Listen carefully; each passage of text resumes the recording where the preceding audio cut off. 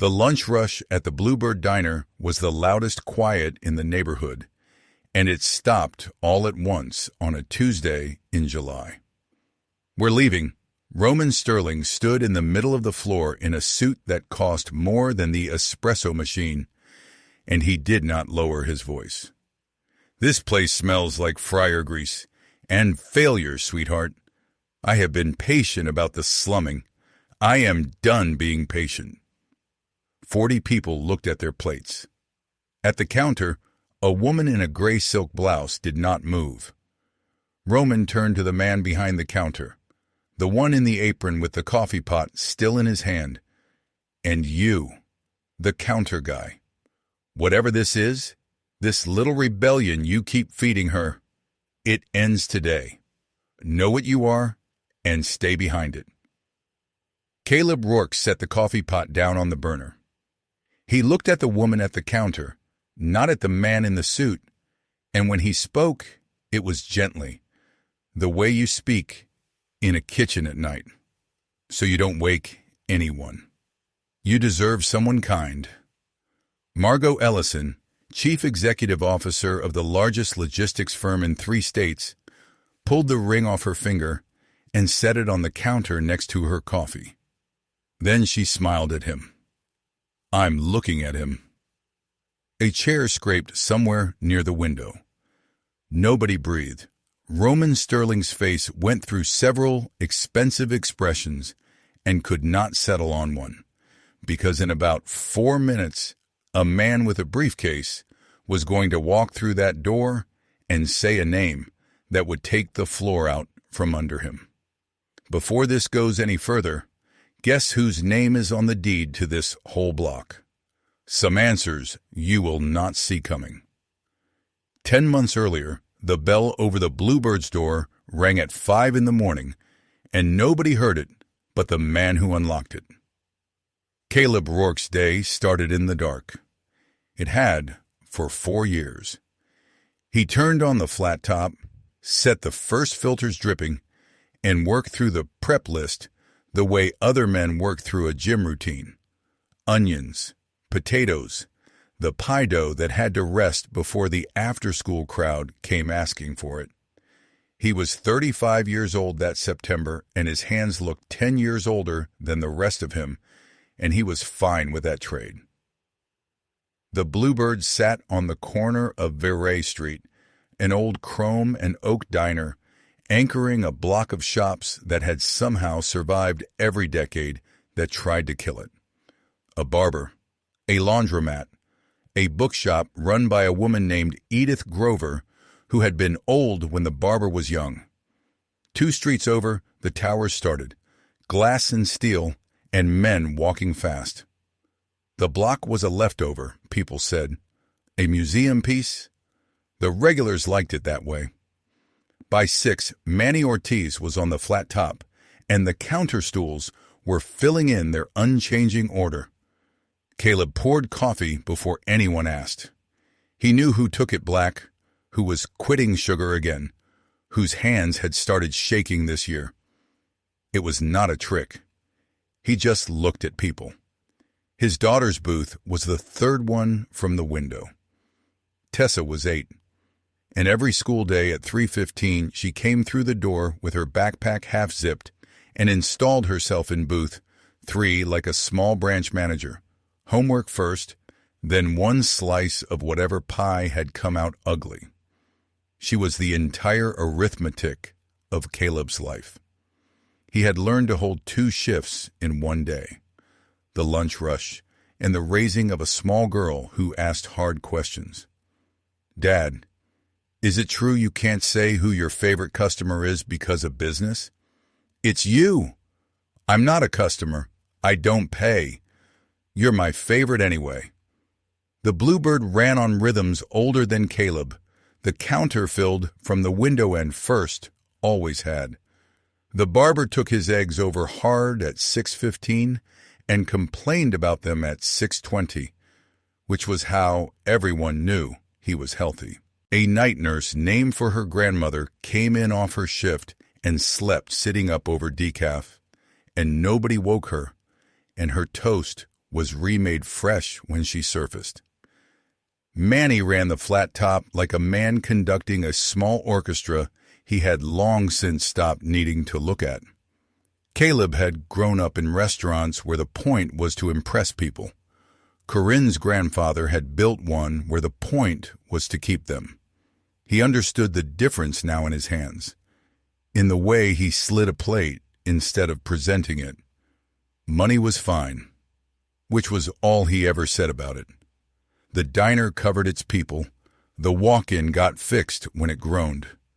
Tessa's sneakers got replaced half a size early. Anyone watching would have called it a thin little life. One man, one griddle, one kid. Anyone watching was not paying attention. The woman in the expensive coat started coming in that September. 6:40, most mornings, the counter seat by the window.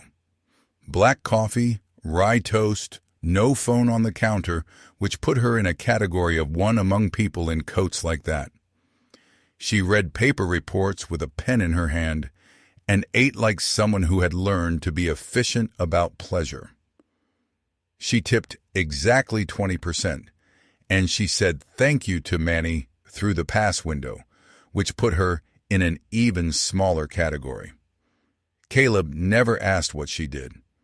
He poured her second cup when her first one went cold, which it always did around the third page. On maybe the 10th morning, she looked up at him. "You didn't ask my name?" "You'll tell me if you want me to have it."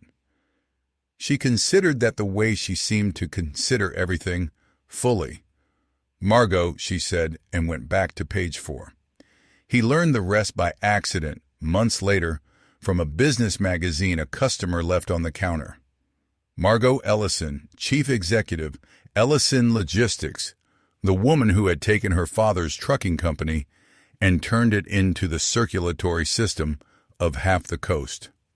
In the photograph, she was armored and lit, and looked no more like the 640 woman than a billboard looks like a kitchen window. He put the magazine in the recycling and never mentioned it. There was one morning in late autumn, the first hard snow of the year, when the towers, 2 streets over, sent everyone home early, and the city went soft and white and slow. Margot came in at 4 in the afternoon, which had never happened. Her meetings dissolved, her driver somewhere behind a plow.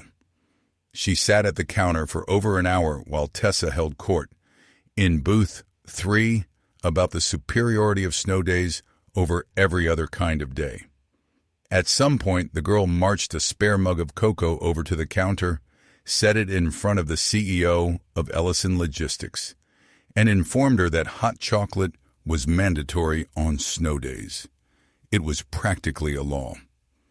Margot thanked her with complete seriousness and drank it, whipped cream and all, and Caleb watched a woman worth more than the block let an 8-year-old correct her cocoa technique, and something in the diner rearranged itself quietly and did not move back. Because here was the thing Caleb understood without working at it, the thing the towers 2 streets over could not seem to learn. The woman came at 6:40 because nobody at the Bluebird wanted anything from her. Her order never changed. Neither did that. To understand what Caleb Rourke was hiding, you had to go back 14 years to a 22-year-old line cook who took a job at a corner diner because it was walking distance from his apartment, and the owner's granddaughter did the books on Thursdays. Her name was Corinne Avery. Her grandfather had built the Bluebird after the war and then, patiently, decade by decade, bought the block around it, the barber's building, the laundromats, the bookshops, the walk-up apartments, above them all. Not as an empire, as a wall. He had watched other neighborhoods get bought and emptied, and he had decided the only way to keep a street was to own the ground under it and then leave it alone. Corinne did the books with her sleeves rolled up and laughed with her whole chest, and Caleb burned an entire flat of home fries the first Thursday because he kept looking through the pass window. They were married 3 years later, in the diner, between the lunch rush and dinner. Tessa came along in the spring he turned 27, born during a snowstorm, 3 days early, impatient ever since. When the block finally passed to Corinne, she and Caleb sat up one night at the counter with a lawyer's folder between them and made a decision that would shape everything after. The ownership went into a quiet family trust, R&T Holdings, managed through a small law office across town. No name on any door. Rents frozen at what the tenants could actually pay. The day people know you own the ground under their feet, they stop telling you the truth, Corinne said. I'd rather be the diner. Caleb had agreed for a simpler reason. He was a cook. He wanted to stay one. Corinne died in October, 4 years ago now, of a heart problem with a long Latin name that she'd carried without knowing since she was a girl. It was 11 days from the first dizzy spell to the end. Tessa was 4. There is no good version of that story, so Caleb never told it as a story.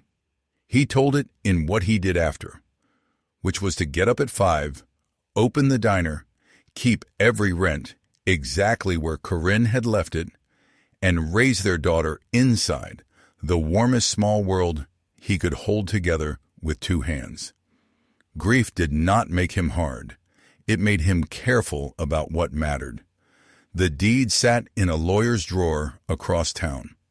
The trustee of the whole block flipped pancakes on top of it every morning, and not one soul on Very Street knew.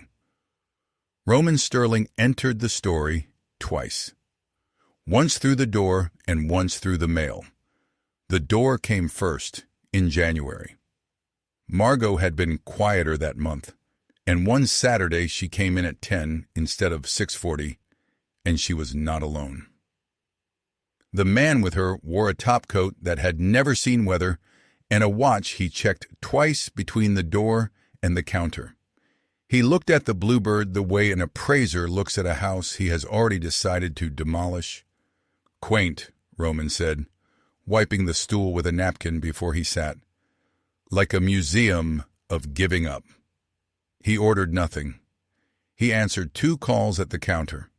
He referred to Manny within earshot as the help, and to the neighborhood, out the window, as pre-development.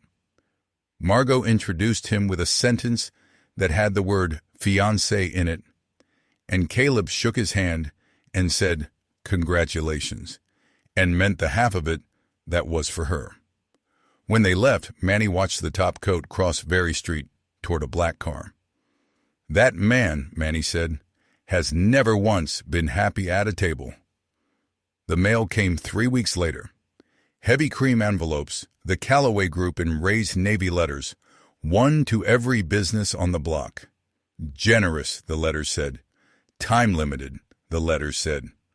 The barber brought his to the diner unopened and held it like a bad test result. Edith Grover read hers aloud at the counter in her teaching voice, the one she used for books she did not respect. "They want the block," she said. "All of it. Some tower." The story assembled itself in pieces over that spring, the way news does in a place with one counter.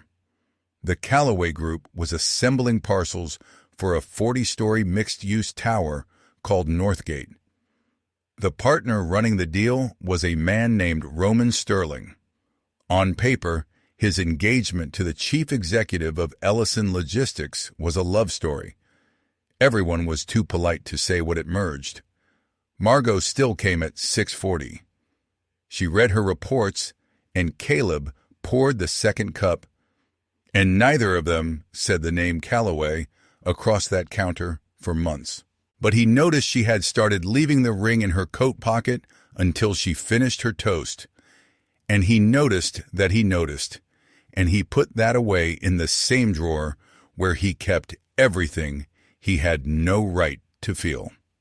An unopened cream envelope sat behind the Bluebird's register. Caleb knew the sender's name from a wedding announcement and knew something the sender did not.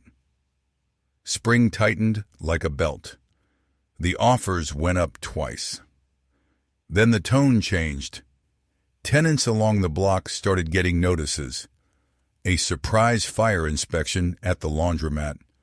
A permit question about the barber sign that had hung there for 30 years. A letter to Edith about the structural review of a building she did not know who owned. None of it traced anywhere. All of it smelled like the same cologne. The block held a meeting in the diner after close coffee and folding chairs and fear. The barber wanted to sell before the offers vanished. The laundromat couple had a daughter in college and did the math out loud. Edith sat very straight with her envelope in her lap. "Whoever owns my building hasn't raised the rent in 6 years," she said. "Maybe they're already gone. Maybe they never existed, and we have been living on luck." Caleb refilled cups and said little. The trustee of R&T Holdings wiped down the counter while his tenants debated the character of a landlord who was standing 8 feet away with a rag in his hand. Twice he opened his mouth to end it. Twice he heard Corinne. "The day people know you own the ground under their feet, they stop telling you the truth." He looked at Tessa's booth, empty and dark, and kept the secret for one more night. Roman got louder as the wedding got closer. He collected Margot from the diner now, a thing that had never been necessary before, and he had a gift for saying the small cruel thing in the large public way. One evening, in front of 6 regulars, he looked around the room and then at her. "You can take the girl out of the food court, apparently," he said, "but not the other way around." Nobody laughed. Caleb boxed a slice of pie for the road, set it in front of Margot, and charged her for the coffee only. It was not nothing. Everyone in the room understood exactly what it was. The inspections were their own kind of season. The fire marshal who came to the laundromat was apologetic about it. A complaint had been filed. He had to follow the paper. He found nothing because there was nothing, but the couple lost a day of business and a night of sleep. The structural review letter sent Edith up a ladder with a flashlight looking at her own ceiling beams until Caleb came over, took the flashlight, and checked the building himself, top to bottom, which took him 3 evenings. He knew that building.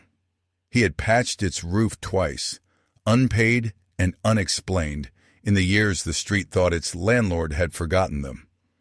He left a note for Gil to have a real engineer certify the whole block. Quietly, billed to the trust, so that the next letter would have a stack of stamped reports waiting for it. "You're tired," Margot said one morning, watching him work. It was not 640 small talk. It was an observation from someone who recognized the specific tiredness of carrying something you cannot put down or explain. "Big week for pie," Caleb said, and she let him have the lie, and refilled her own coffee from the pot he had left on the counter, which regulars did, and CEOs did not, and she had stopped noticing the difference months ago. Tessa had started noticing too, because 8-year-olds are surveillance systems with pigtails. "That man talks to you like you're slow," she said one night, ferocious while he checked her spelling list. "He talks to everyone like that. Then why does the coffee lady marry him?" Caleb looked at the spelling list for a while.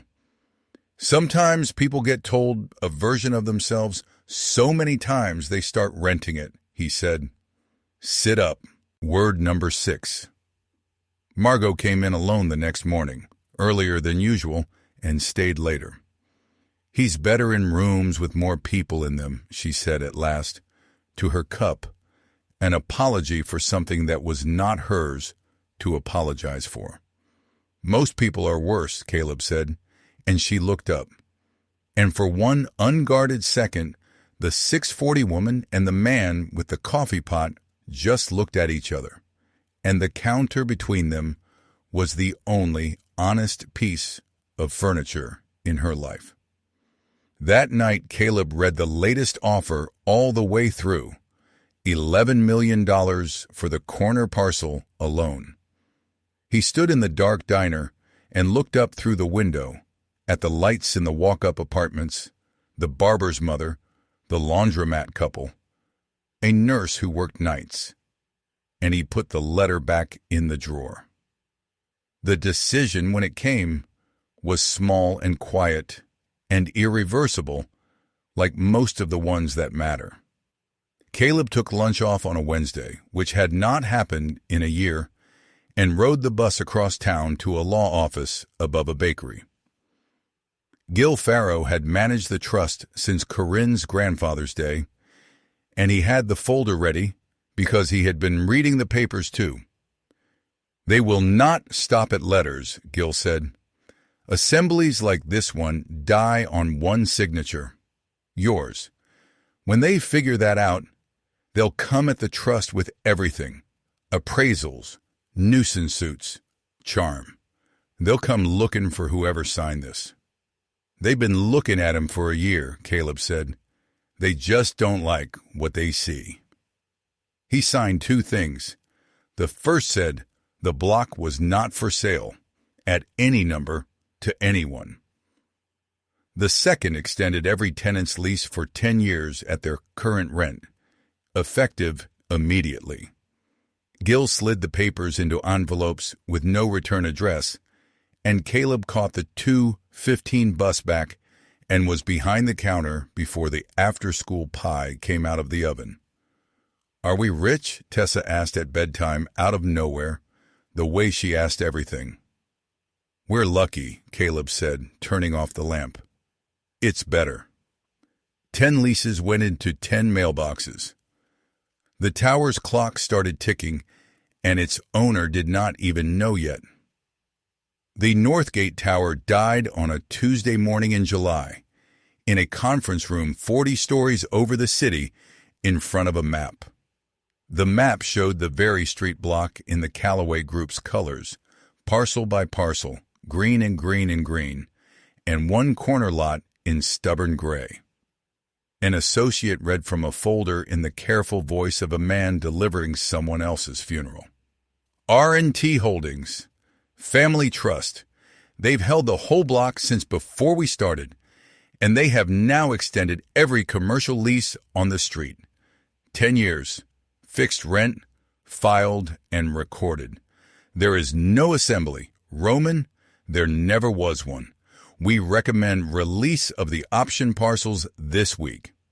Roman Sterling had put 8 months and his name on Northgate. He came down those 40 floors with his tie still perfect and something behind his face beginning to slide. And the car took him, because of course it did, to the corner of Very Street to collect his fiancé from the counter she would not stay away from, to stand in the middle of a full lunch rush at the Bluebird Diner and finally say all of it out loud. "We're leaving. This place smells like fryer grease and failure, sweetheart. I have been patient about the slumming. I am done being patient." The room went still. Margot set down her cup with a click that carried. "And you?" The counter guy. "Whatever this is, this little rebellion you keep feeding her, it ends today. Know what you are, and stay behind it." "Roman," Margot's voice was level. "That's enough." "Enough?" He laughed, and the laugh was the truest thing he had said in a year. "Do you think I planned to spend my 30s in a diner? I planned around your rooting contracts, Margot, the board seat. The rest of this was tolerance, and I have watched you spend it on paper napkins and a short-order cook. There are sentences that cannot be unsaid, and he had just spent 3 of them in one breath." Margot looked at him for a long moment, And what was on her face was not heartbreak. It was audit.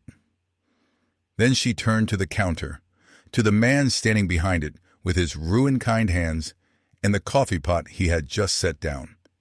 Caleb spoke gently to her, not to him. "You deserve someone kind." She pulled the ring off her finger and set it on the counter next to her coffee, and she smiled, and the smile had morning light in it. "I'm looking at him." The bell over the door rang. Gil Farrow came in with his briefcase, 60 years old and cheerfully oblivious, threading between silent tables. "Caleb, good. You're here. The release paperwork on the Callaway option parcels, they filed this morning. I need the trustee's signature before 2. He set the folder on the counter, patted it, and looked around the frozen room over his glasses. "Sorry, am I interrupting lunch?" Roman Sterling looked at the folder. At the tab that read R&T Holdings, Trustee C. Rourke, at the cook. The arithmetic happened on his face in real time. 8 months of letters and inspections and offers, refused 3 times by the man he had told to know what he was.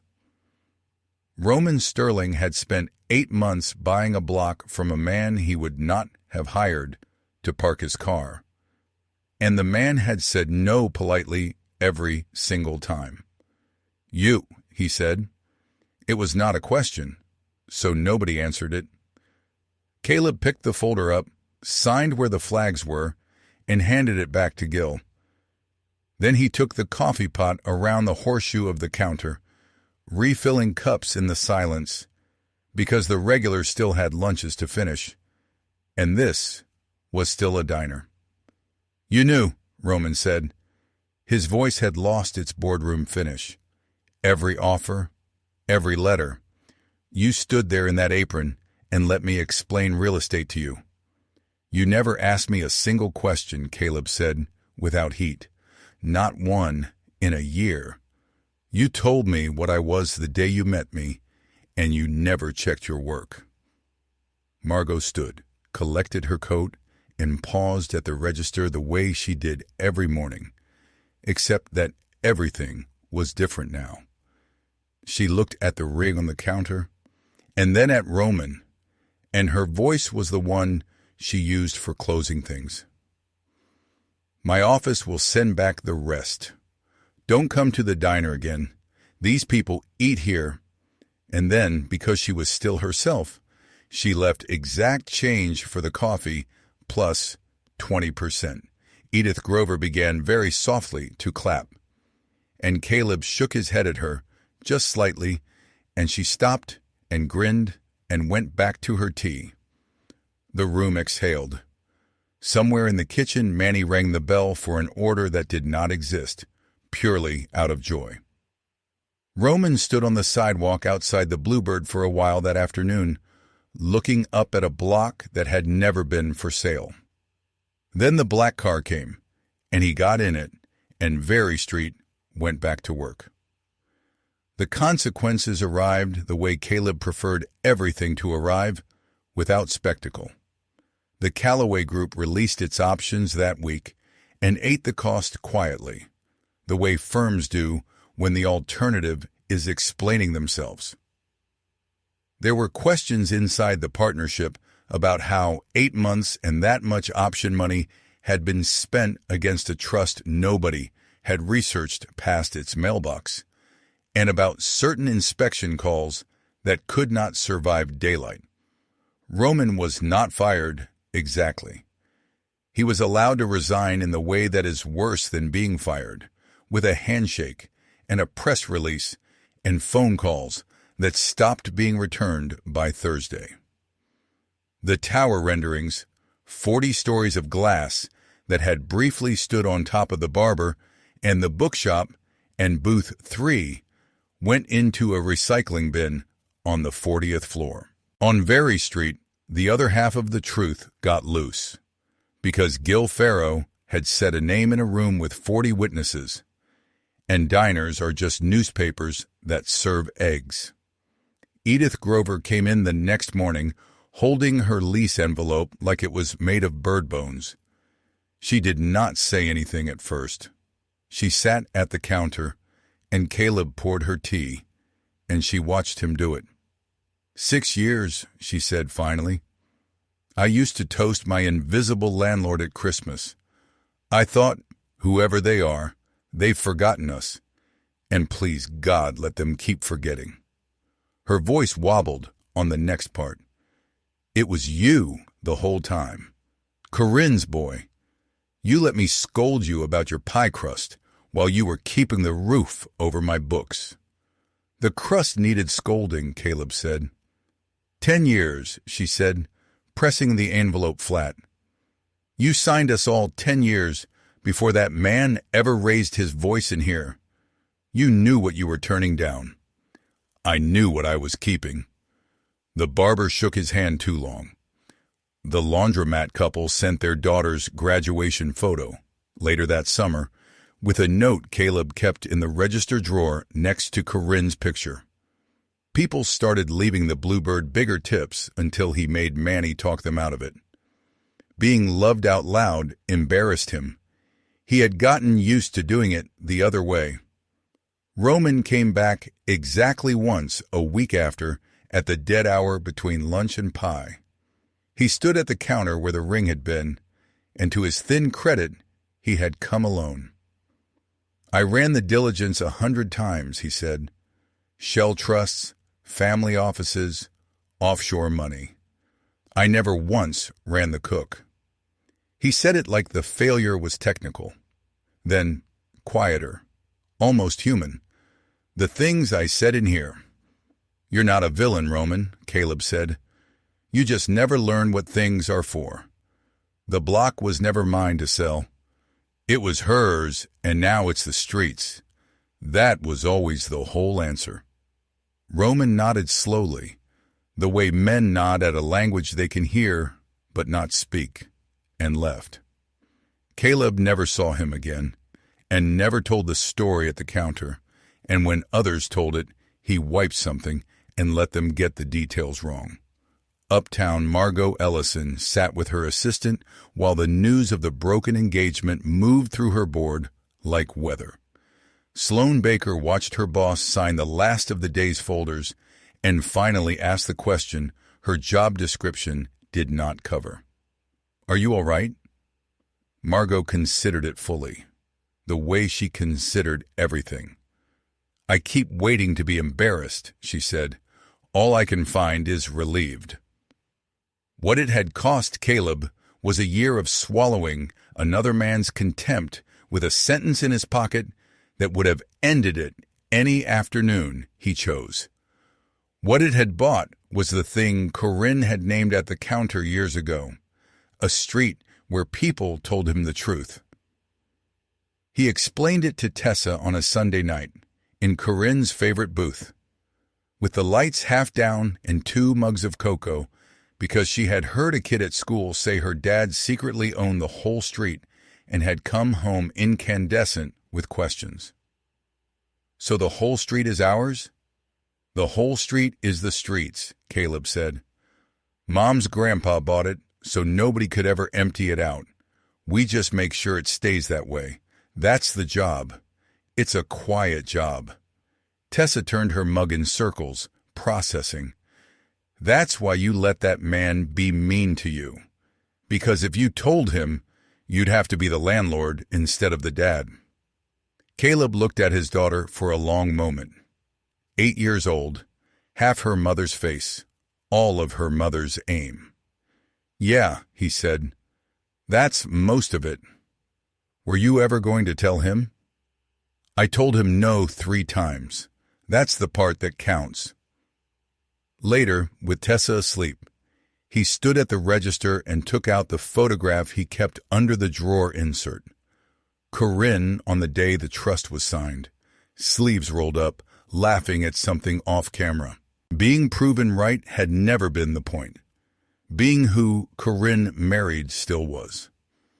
He put the photograph back, checked the pie count for tomorrow, and turned off the lights over a street that did not know how carefully it was held, which had been the whole idea. Margot stayed away for 19 days, long enough for the papers to lose interest, long enough to be sure that what pulled her back was not wreckage looking for a shore. Then, on a Thursday, the bell over the door rang at 6:40 exactly, and she stood there in a plain coat with her hair pinned up like a woman on her way to no meetings at all. "Is the counter seat taken?" "It's been held," Caleb said, and poured the coffee before she asked. The 19 days had not been empty. She had unwound a merger of two lives with the same rigor she ran her company.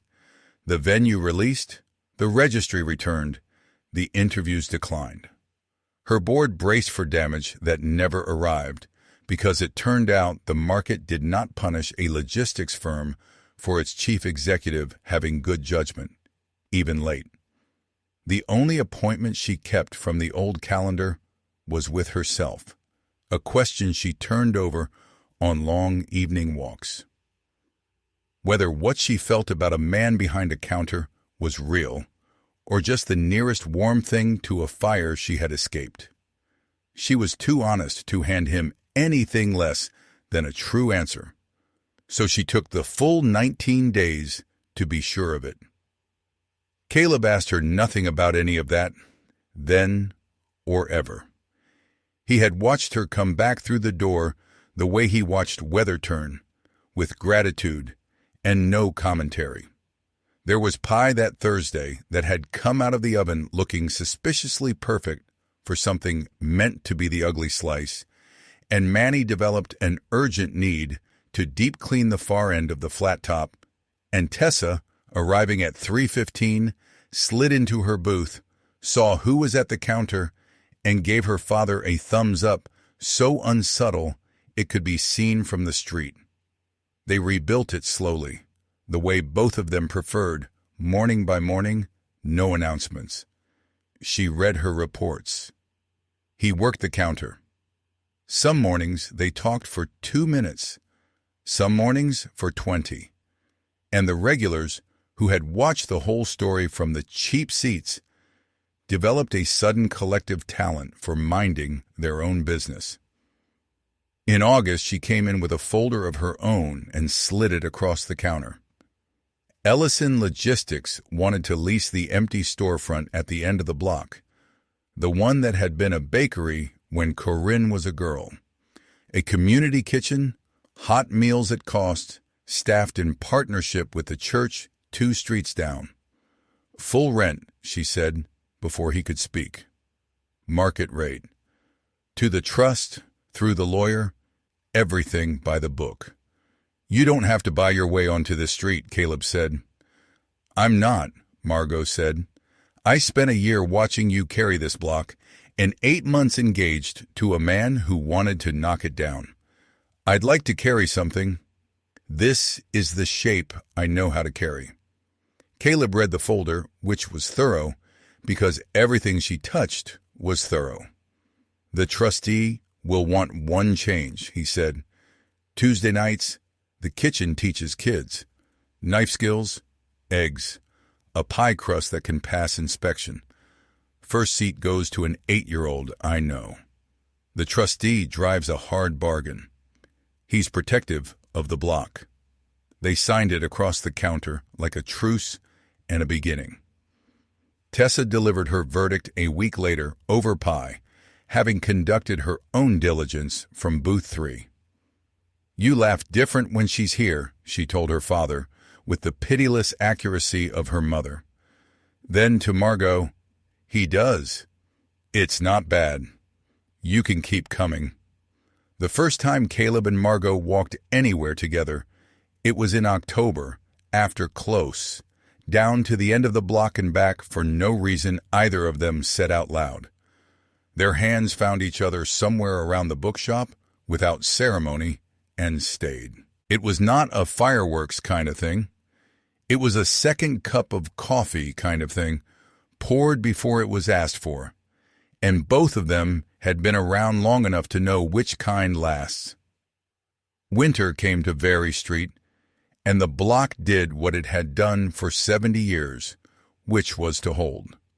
The community kitchen's windows fogged up on Tuesday nights. A dozen kids inside learning to crack eggs one-handed, while a logistics executive in a borrowed apron ran the sauté station with terrifying efficiency, and a small girl taught pie crust like she owned the recipe, which, in every way that mattered, she someday would. The barber put up his same tired tinsel. Edith sold out of the good picture books by the 20th of December. The tower existed nowhere but in a recycling bin uptown, and the rents did not move, and nobody wondered anymore who was holding the street, because the answer had been standing behind the counter the whole time. On a morning just before Christmas, the bell over the door rang at 6:40. Margot took the counter seat by the window. She did not order because she never needed to now. Black coffee, rye toast, and the second cup arriving the moment the first went cold. The whole quiet machinery of being known. She had spent her whole life being looked at. In boardrooms, in magazines, across tables where every smile had a number attached to it. At the Bluebird, someone had simply seen her, a long time before she set a ring down on his counter, and had asked for nothing at all, and had poured the coffee anyway. Caleb came around the horseshoe with the pot, topped off her cup, and rested his hand on her shoulder for a moment on his way to the register. And she leaned her head against it briefly, and that was the entire conversation. And it was enough. Neither of them had been looking for this. They had only been looking out for someone else. It turned out that was the same road, walked from opposite ends, and it met at a counter on Verray Street where the ring was long gone, and the coffee was still warm.